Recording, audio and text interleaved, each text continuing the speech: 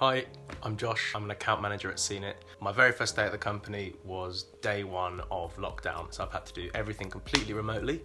So I thought I would run a Seenit video project to see what we could find out, and here it is. This is hard. I've never done a remote onboarding. To me, the biggest thing is, when you start a new job and you're kind of going through that onboarding period, it's that kind of anticipation about meeting people. So it's one thing getting to know the processes, the product, how things are done at the business. But one of the most important things about onboarding is getting to know the team and the people you're working with. Be to have like a really clear definition of the different teams, different responsibilities. Something that's been really important to me in my first week of onboarding is just being kept in the loop with things. So having a welcoming call or video message from my manager or supervisor would be a really good start to a remote onboarding experience.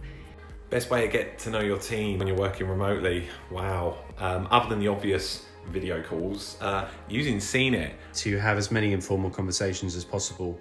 Naturally, when you're not working in an office environment anymore, you're avoiding those sporadic conversations. I think carving out the time to get to know people on a personal level as well as professional. So asking those personal questions about their family, their background, their interests, random questions, favourite food.